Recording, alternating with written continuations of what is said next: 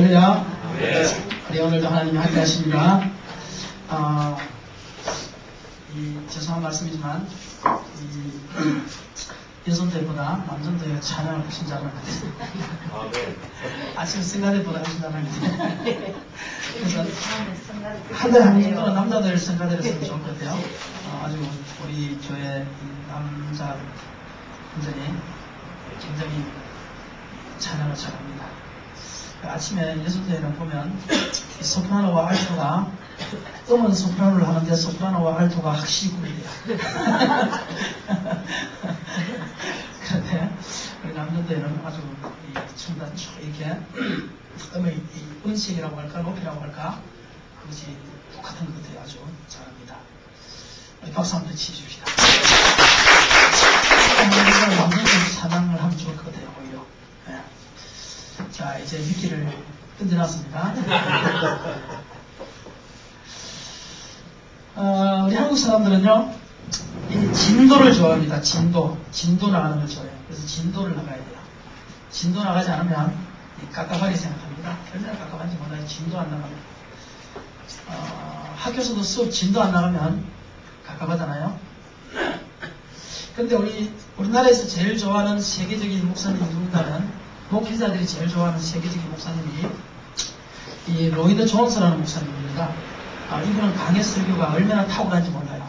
완전히 그분 강해 설교를 읽어보면요, 야, 어떻게 이런 내용이 나올 수 있느냐, 그렇게 할 정도로 아주 탁월합니다. 아마 한국 교회에 있는 목사님 서재에 로이드 존스 목사님의 설교집이 안 꼽혀 있는 목사님은 다 가짜입니다. 설교의 기본을 모르시는 거냐, 다 꼽혀가 있어요. 로이드 존스 그 정도로 유명하신 분입니다. 그래서 제가 그분 로이드 존스의 이 로마서 강의를 샀습니다. 로마서 강의를 샀는데요, 처음에 뭐 모르고 샀는데 처음에 서점에 가니까 뭐 2번인가 3번인가 있더라고요. 그래서 샀는데 페이지가 장작 한 권당 500페이지예요. 500페이지인데 글씨가 얼마나 잔잔한지 일반 우리 책으로 따지면 한 700페이지 되는 글씨예요. 700페이지는 엄청 두껍습니다. 그런데 제가 그걸 8권을 샀거든요.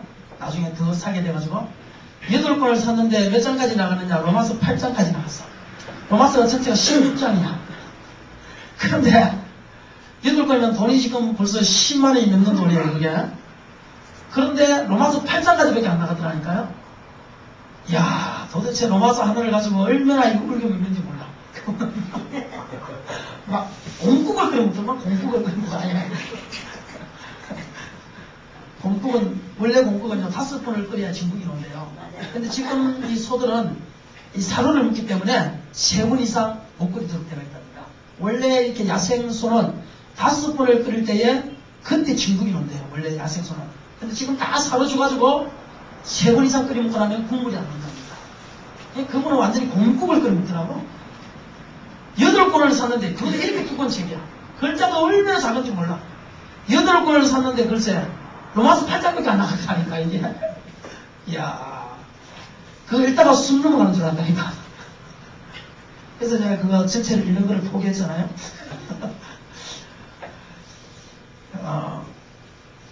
그런데 우리나라 사람들은 로마서 그 정도 근수가 되려면 이게 해도 5년에서 10년 이상 하시면 로마서 하나를 가지고 설교를.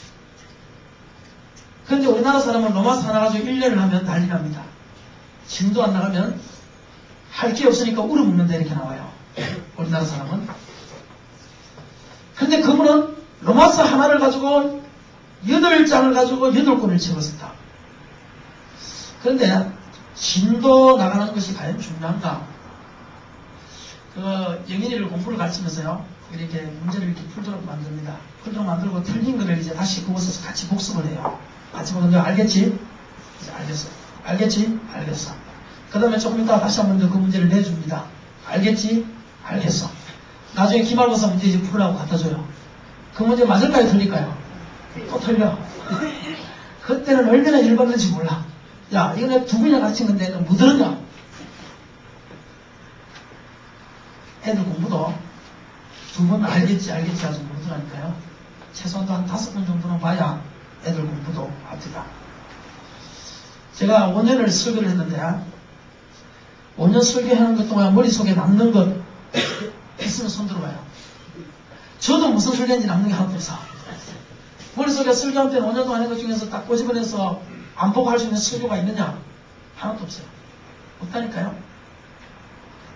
하나 물어봅시다. 갈라디아서 누가 썼습니까?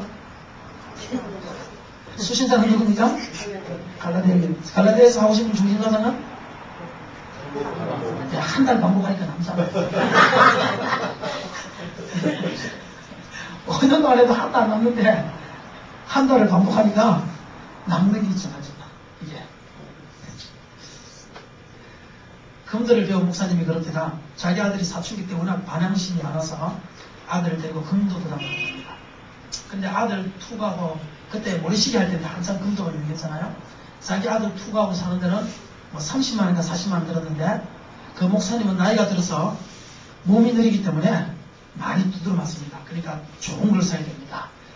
금도가 돈이 엄청 들더구만. 투구하고 금하고 옷하고 사는데 100만 원 들었대. 엄청 비싸더구만 그게. 그러니까 자기는 많이 두드려 맞으니까 좋은 거를 사야 안 아프다는 거예요. 골병이 아닌데. 그래서 그걸 해가지고 3년을 배웠는데 3년 동안 일단은 못 땄답니다. 왜냐하니까 주일날 단시험을 보니까 주일날 단시험을 보는데 3년 동안은 일단은 못 땄대. 근데 3년 동안 그분이 배운 게 뭐냐면은 머리, 허리, 팔목. 따라합시다. 머리, 허리, 팔목. 다 외웠죠? 다 외웠잖아요. 3년 동안 배운 게 그 세 가지. 3년 동안 맨날 가면 머리, 허리, 팔목, 머리, 허리, 팔목. 그것만 가지고 3년을 배웠다는 거야. 3년 동안 기본 자세 이상은 안 나간다는 거예요. 금도에서. 그 기본이 중요하기 때문에 기본 자세 이상은 안 나간다. 이번에 서울 올라와서 짱건마를 만났는데 그 짱건마가 이제 옛날에 내가 가르친 청년이에요. 근데 짱건마라는 사람을 만났는데 왜 짱건마냐 그러면 그 아들이 별명이 짱구야. 그래서 짱건마라고 자기 스스로가 그렇게 지은 것 같아. 그래서 짱건마를 만났는데 살이 많이 빠졌더라고. 그래서 내가 살이 어떻게 해서 빠졌냐고 물으니까 금도를 1년을 했대. 금도를. 여자분이. 그래서 금도를 1년 해서 살이 빠졌다는 거야. 그래서 제가 그랬죠. 금도 1년 했으면 보자. 어디까지 나왔냐. 머리, 허리, 팔목. 그 정도는 하겠구나. 그러니까 깜짝 놀래가지고. 진짜 자기 1년 동안 배운 거는 머리, 허리, 팔목밖에 없거든. 그러니까 그분은 내가 금도를 아주 많이 배운 사람으로 알더라니까. 1년 배우면 그 정도지 뭘 알겠어?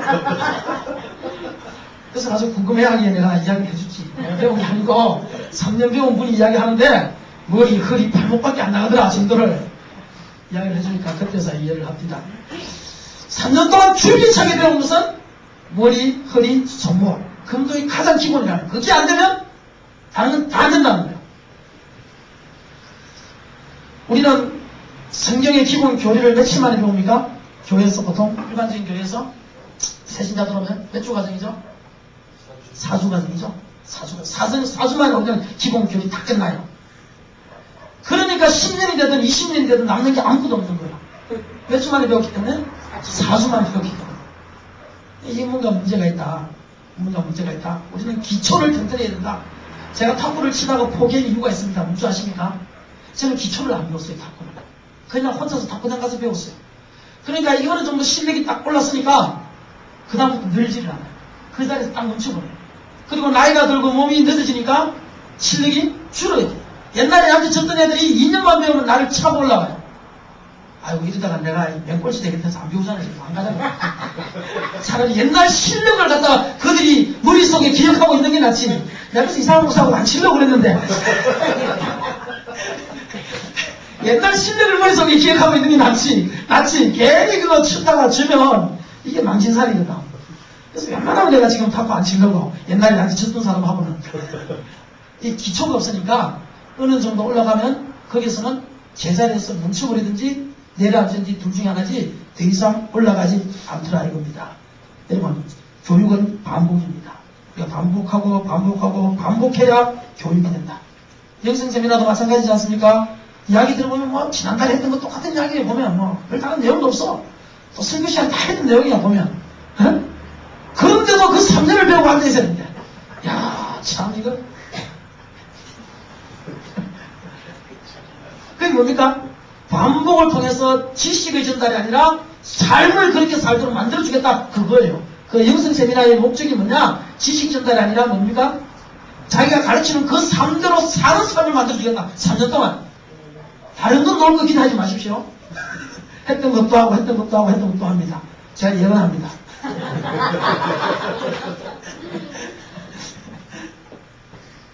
사람은 반복이 아니고는요 변화되지 않습니다. 그거를 훈련이라고 합니다. 훈련.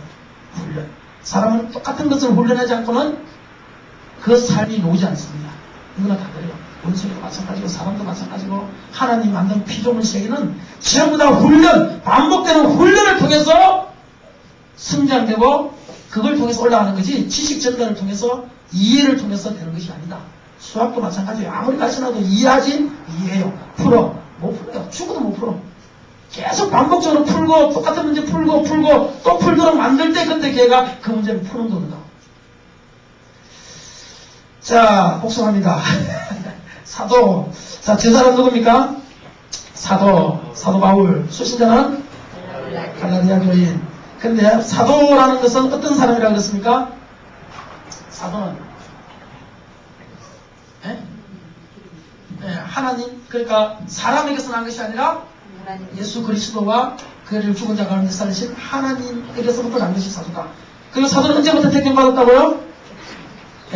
모태부터, 어머니의 태 속에 있을 때부터 하나님이 택정하셨다. 구원받은 백성도 마찬가지로 모태에서부터 하나님이 택정하셨다. 그런데 사도는 반드시 인성과 사도성 두 가지를 우리가 생각해야 된다. 예수 그리스도 인성과 신성이 있듯이 사도도 반드시 인성과 신성을 가지고 있는데 사도성을 가지고 있는데 그 사도성만 바라보면 안 된다. 인간적인 사도를 바라봐야 된다. 연약한 사도, 부족한 사도, 그런 사도를 같이 생각해야지. 그렇지 않으면 언제나 목사를 통해서 시험될 수밖에 없다. 라는 겁니다.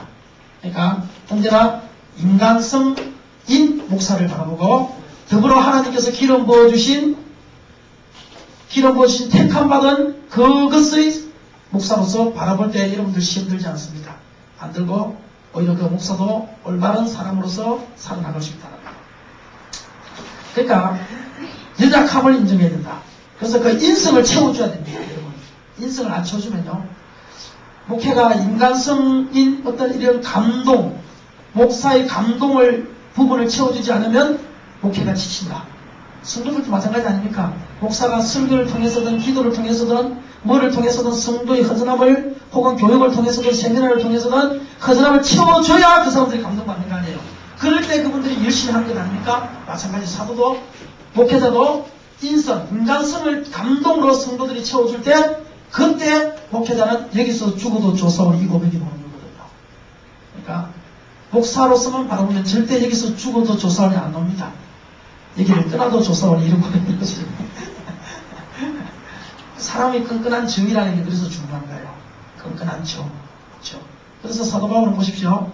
그 예루살렘을 향해서 죽으러 갈 때 어떻게 합니까? 모든 성도들이 다 눈물을 받아서 울고 불고 하면서 안 가기를 강구하고 그런 게 지어지지 않습니까? 그게 과연 목사 바울만 바라봤을 때 그렇게 되는가? 천만에요. 그들과 바울 목사의 3년 동안 기도와 훈계와 끈끈한 인간적인 정이 있었기 때문에 가능한 거예요. 정강훈 목사님이라는 분이 전도사로서 다른 교회 갈 때요. 그분은요. 계단에서 이제 내려가는데 성도들이 가지 마시라고 계단에 다 들어놓은데 거짓말 아니고 진짜로 성도들이 가지 말라고 다른 교회 가지 말라고 들어놓았다는 거예요. 전부 다. 그래가지고 나를 밟고 지나가시옵소서. 나를 버리고 가시는 목사님은 심리도 못 가서 암병 난다. 무슨 발병 난다. 다 차 타고 가니까 암병 난다. 그렇게 할 정도로 아주 그게 있었다고 그러더라고요. 그러니까 그런 것 없는 목회는 전부 다 실패한 목회다. 따라서 내 목회는 실패한 목회다.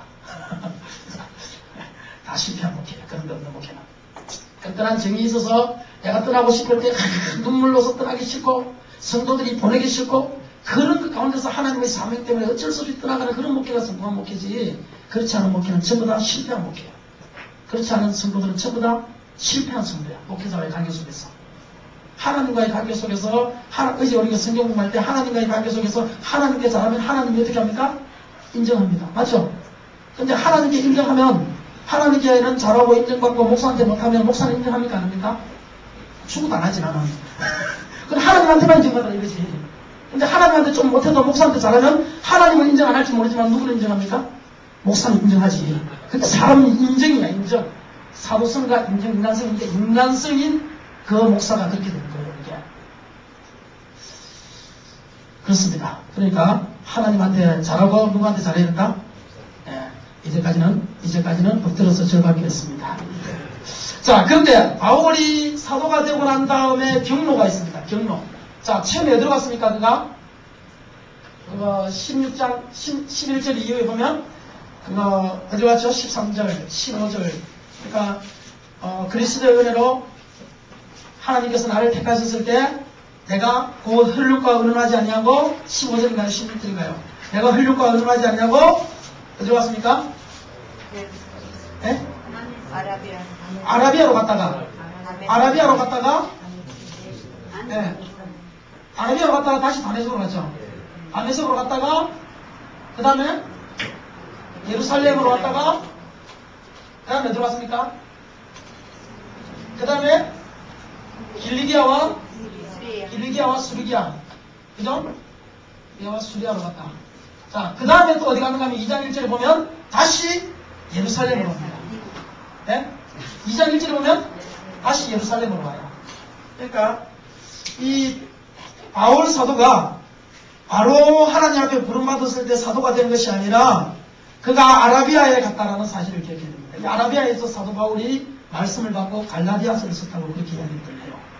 그러니까 바울 사도는 사명을 받았을 때 바로 사명의 자리에 뛰들은 것은 아니었다. 그가 구약 성경에 있어서는 박사였지만 그럼에도 불구하고 다시 한 번 더 하나님의 말씀이 옳은지 그른지 그거를 자기가 확인하고 테스트하고 공부하기 위해서 기도하기 위해서 예수 그리스도를 묵상하기 위해서 아라비아로 갔다가 다메섹을 거쳐서 온 겁니다. 특별히 가서 읽지 않았어요.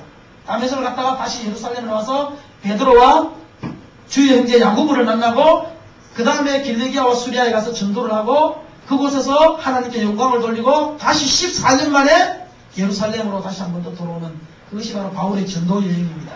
그러니까 여기까지는 전도 여행이 아닙니다. 길리기아 수리아부터 전도 여행이죠.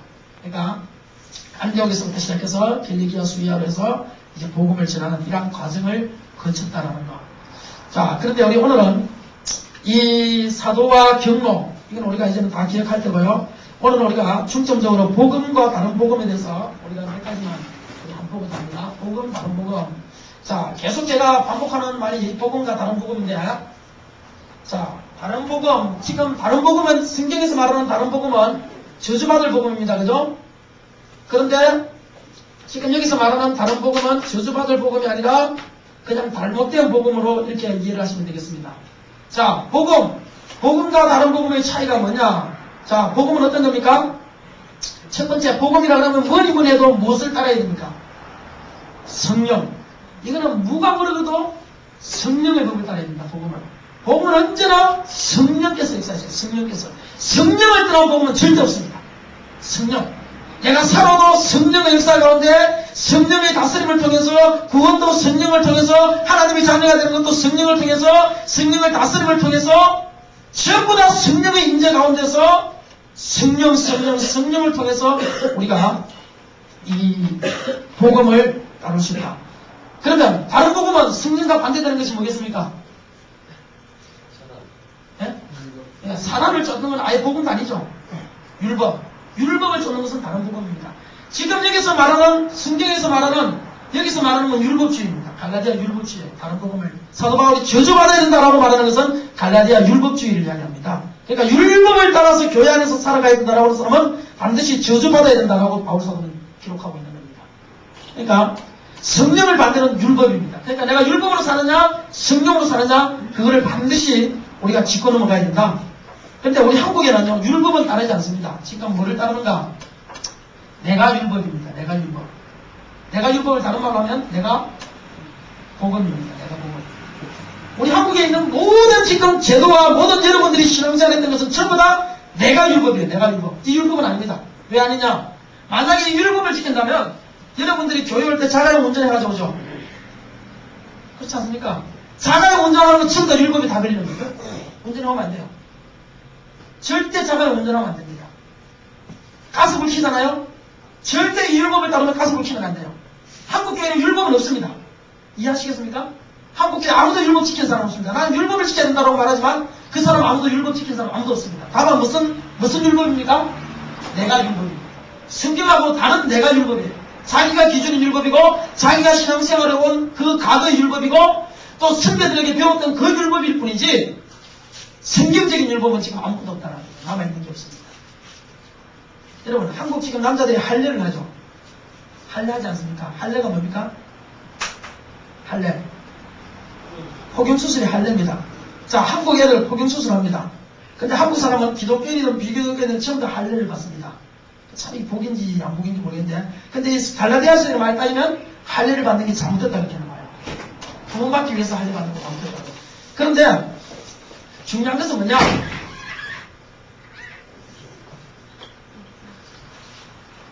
네, 중요한 거는 뭐냐? 할례를 받는데 한국에서 할례를 받는데 유대인하고 한국인만 할례를 받고 다른 미국인이나 이런 사람들은 할례를 안 받는데요. 안 한답니다. 우리는 난지 애들 어린이일 때일수록 할례를 받으면 좋다 해서 지금 할례를 받는데 실제적으로 할례를 받을 수 있는 근거가 아무것도 없답니다. 별로. 그런데 왜 한국에서만 이 할례를 지금 받고 있을까? 가만히 생각해보니까 이 초대교회 이 우리 목사님들이 성경을 보면서 율법을 아마 주의로 빠지면서 거기에 대한 당위성을 만들어 놓은 것 아닐까 그 생각을 해봐요. 당위성을 만들어 놓은 것 아닐까. 그래서 나이 들어서라도 할례를 안 받으면 창피해서 할례를 받아야 되는 이런 분위기 풍토를 만들어 놨 겁니다. 그러니까 사실은 할례라는 것은 없습니다. 이걸 통해서 이것도 내가 복음이에요. 내가 복음입니다. 우리 한국에서 받는 할례는. 갈라디아 교회들이 예수를 믿고 나서 할례 받아야 된다. 그래서 할례를 받도록 만들었어요. 할례 안 받으면 구원 못 받았다. 그래서 할례 받아. 시험보다 할례를 받아. 그걸 사도 바울이 중점적으로 말하고 있는 것은 갈라디아에서 중점적으로 다른 복음이라 말하고 있고 저주받을 복음이라 말하고 있는 것은 할례 사건이에요. 다른 복음. 할례 받아야 구원받는다는 그 의리들을 위해서 하고 있습니다. 그러니까 한국에는 율법은 없습니다. 뭐만 있다? 내가 율법, 내가 기준입니다. 근데 가만히 한번 생각해 보세요.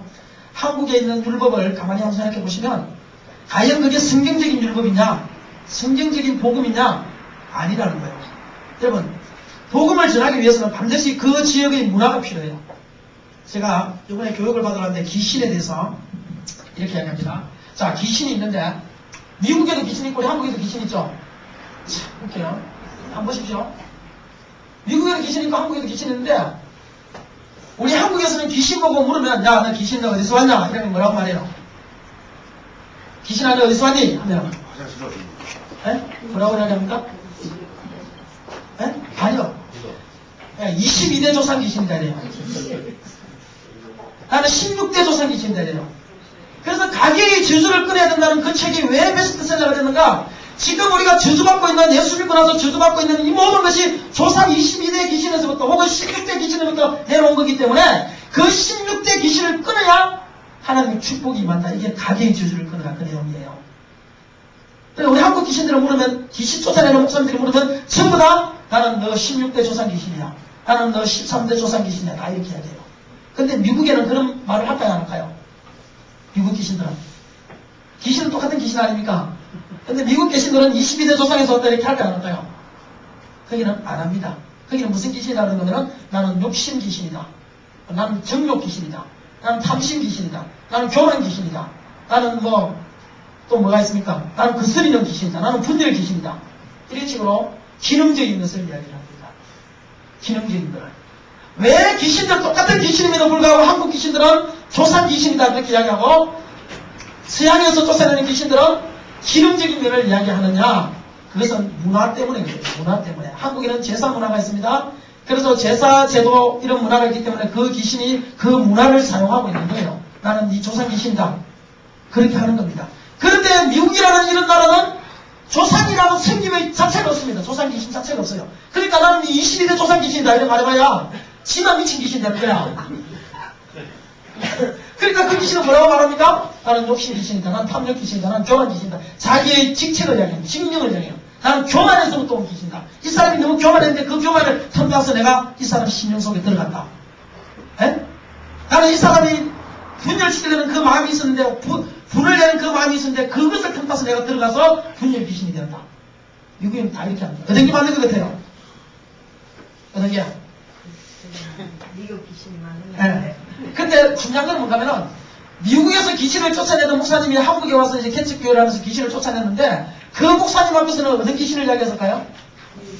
이 귀신을 이야기했어요. 이 귀신이 이야기한 귀신이 한 명도 없다는 거예요. 귀신은 무엇을 사랑한다? 문화를 사랑합니다. 문화를. 정신적인 문화든 육체적인 문화든 우리가 가지고 있는 문화든. 중국에 경교가 있습니다. 경교. 중국이라는 나라는요 엄청나게 오래전에 기독교가 들어갔어요. 근데 기독교가 들어가서 그곳에서 유교와 불교 사상이 강하니까 그곳에서 기독교가 들어가서 복음을 전할 수 있습니까? 없습니까? 어림도 없는 거예요. 그러니까 사람들이 복음을 전하면서 이 불교와 유교를 좀 혼합을 시켰어요. 받아들일 수 있는 거 받아들이면서 만드는 교가 뭔가는 경교입니다. 기독교가 엄청 들어가요. 경교가 사실은 기독교에서 나온 거예요. 근데 경교 속에 지금 기독교가 남아있습니까? 없습니까? 없습니다. 기독교 전혀 없습니다. 다 거기서 물들어가지고 문화에 물들어가지고 기독교는 없습니다. 그래서 우리나라를 보면 신라시대 같은 데도요 십자가가 나타나고 한 번씩 이 신라시대에 있었던 유적 가운데서 십자가가 나타나고 이렇습니다. 이게 다 어디서 온 겁니까? 경교에서 온 거예요. 경교에서. 중국에서 문화가 들어오면서. 그러니까 언제나 선교사들이 가서 복음을 전할 때는 그 사람들이 받아들일 수 있는 문화를 사용한다는 사실을 기억하셔야 됩니다. 제주도에 처음에 이기풍 선교사님이 오셨을 때 복음만 가지고 왔느냐 그냥 처음이에요. 처음에 저기 어디니까 추자도 갔을 때 복음을 전하는데 그들에게 복음을 전하기 위해서 어떻게 하셨을까요? 그 문화를 이용했다는 겁니다. 문화를. 그러니까 그 복음 속에는 순전한 복음만 있는 것이 아니라 뭐가 있습니까? 문화가 있습니다. 근데 경고 속에서 이제는 기독교는 없어지고 경고만 남아있듯이 오늘날 성도들 속에서 문화와 복음이 혼합이 됐는데 문화는 점점 사라져도 될 것인데 이것을 부여잡고 복음을 없애버렸어요. 사람들이 점점. 그래서 이 문화를 가지고 뭐라고 그런가? 율법이다. 그렇게 지금 한국교회는 그렇게 내가 보는 겁니다. 그래서 다들 신앙생활을 하면 전부 다 무엇으로 변합니까? 율법적으로 변하는데 그 율법은 성경에서 말하는 율법이 아니라 내가 율법이요 내가 복음이요 문화 속에 있는 복음입니다. 문화 속에 있는 복음. 그렇기 때문에 없어져야 할 것들이 너무 많이 있다는 겁니다. 자, 추도 예배만 따져도 그렇습니다. 추도 예배가 미국에 있습니까? 없습니까? 원래 기독교 국가에 있습니까? 없습니까? 없습니다. 어디서 왔습니까? 한국에 제사제도가 있으니까 이 조상 숭배 사상을 어떻게 하면 거스르지 않고 이들에게 복음을 전할 수 있는가? 그래서 이 문화와 합친 것이 추도 예배예요. 그러면 오늘날 만약에 처음부터 우리가 기독교인 가정이라서 우리는 더 이상 추도 예배 드리지 말자. 그래서 안 드리면 잘못된 겁니까? 잘못 안 된 겁니까? 잘못 안 된 거예요. 근데 한국 사람들은 잘못된 줄로 안단 말이에요. 이해하시겠습니까? 우리가 가지고 있는 많은 분야가 율법이 아니고 복음이 아니고 내가 복음이라는 사실을 기억하십시오. 다시 우리는 초대교회로 들어가야 됩니다. 초대교회는 뭡니까? 성령의 법을 따라 성령의 법. 사무총회 직원의 전과 마찬가지예요. 교회가 처음부터 사무총회 직원이 있은 게 아니에요. 교회가 성장하면서 재정이 풍성해지니까 이제 이 재정을 좀 더 효과적으로 관리해야 되지 않겠나. 그래서 세상 법이 들어온 거죠. 원래 교회에 있었던 건 아니에요. 근데 작은 교회 한 달에 1년에 10만 원밖에 안 되는데도 사무총회 직원 해가지고 그거를 재정 예산을 편성해가지고 학생회는 10만 원 했으니까 이번에 20만 원 되면 안 돼. 한달 합시다. 꼴값 듣네. 그 꼴값이에요. 내가 볼 때는. 큰 교회 재정이 남는 교회에서 이거를 마음대로 써도 되겠냐 그렇게 해서 만든 거예요. 그것도. 지금 우리 한국에 다시 초대교회로 들어가자고 해서 유명한 교회가 있는데 감자탕 교회라고. 그 교회는 한 달에 무조건 지금 한 700 모이는 교회인데 한 달에 무조건 통장에 잔액을 얼마나 기는가 100만 원만 남깁니다. 한국 교회 큰 교회들이 갈라지고 싸우는 이유가 뭡니까? 대부분이 재정 남아도로 생겼어요. 재정 남아. 통장에 재정이 남아도니까 싸웁니다. 그런데 그 교회는 100만 원밖에 안 나옵니까? 올해 헌금이 7만 원 들었어요. 이번 주에. 그럼 뭘 해야 됩니까? 900만 원 어떻게 해야 됩니까? 반드시 써야 돼. 이번 주간에. 그러니까 서로서로 기도하면서 이번에 900만 원을 어디 쓸까요? 하나는 그 기도하는 거예요. 얼마나 멋있는 교회입니까? 싸울 일이 있습니까? 없습니까? 없죠. 100만 원 남는데 뭐. 100만 원 남게 다 써야 되는데 뭐. 그래서 만약에 우리가 이제 이번에 이렇게 하지 말고 좀 연말에 가서 좀 큰 일을 한번 해봅시다. 그래서 그러면 700만 원을 이번에 연말에 가서 우리가 누구 어떤 목사님 돌아가시고 사모님만 있는데 그 집을 하나 얻어주는 걸 합시다. 그렇게 결정이 나면 700만 원을 통장에 넣습니다. 이거는 자기 교회 재정입니까? 아닙니까? 아니에요. 그럼 그게 나가는 거예요. 그러니까 통장 잔액은 언제나 매주 100만 원. 몇 명 모이는 교회에서? 1000명 모이는 교회에서. 얼마나 멋있는 교회인지 몰라요. 거기는 분열이라는 게 있습니다. 싸움이라는 게 없어요. 왜? 언제나 교회의 모든 싸움과 분열은 재정 때문에 내가 헌금한 건 내가 관리해야지. 인간적인 생각들. 이거거든. 그러니까 그 교회는 싸움이라는 게 없습니다. 싸움이라는 자체가 있을 수가 없어. 100만 원 남기는 교회는요, 10,000명이 모이든 20,000명이 모이든 싸울 이유가 없는 거예요. 어차피 100만 원 남는 거예요. 그러니까 이런 것들이 지금 못하면은 내가 율법에서 다시 성령의 법으로 돌아가자. 성령께서 이 교회를 다스리게 하고 성령께서 주장하시고 성령께서 원하시는 그 길로 우리가 다시 돌아가자. 초대교회로 돌아가자. 초대교회로 돌아가자. 그겁니다. 그 운동입니다. 그 운동입니다. 그러니까 우리가 지금부터 다시 복음과 내가 복음 다음 주 또 다시 다른 걸 가지고 하겠지만 복음과 내가 복음 사이에서 반드시 기억하십시오. 내가 가지고 있는 율법은 율법이 아니라 내가 율법이다라는 것. 이 내가 율법을 없애지 않으면 우리는 평생 신앙생활하면서 기쁨과 만족과 소망과 응답을 경험하지 못합니다. 이것 없어져야 기쁨이 있습니다. 이거 없어져야 됩니다. 사라져야 될 것입니다. 다 사라지고 성령께서 온전히 우리를 다스리고 내 교회를 다스리고 내 가정을 다스리고 성령께서 주장하시는 그러한 삶을 살 때 우리에게는 참 만족이 있다. 참 복음만이 남아있다라는 사실을 기억하시고 우리 모두가 그 길을 향해서 달려갈 수 있는 귀한 성도가 되기를 주의 이름으로 축원합니다. 기도합니다.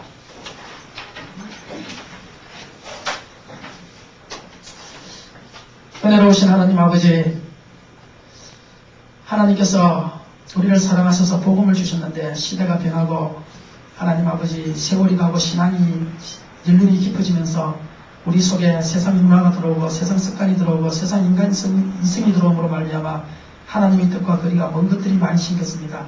하나님 다시 한 번 더 갈려내게 하시고 옥석을 가르내서 정말 내 속에 복음만이 남을 수 있도록 도와주시옵소서. 그러기 위해서 다시 우리가 초대교회로 돌아가야 되고 성령의 법으로 돌아가야 됩니다. 하나님 성령의 나를 다스려 주시고 우리 교회를 다스려 주시고 하나님 성령께서 우리 속에 역사하셔서 우리 가운데 역사하시는 그 성령의 은혜를 날마다 체험하고 임재하심을 느끼면서 할 수 있도록 하나님 축복하여 주시옵소서. 예수님 이름으로 기도하옵나이다. 아멘. 우리 찬양하게 합니다.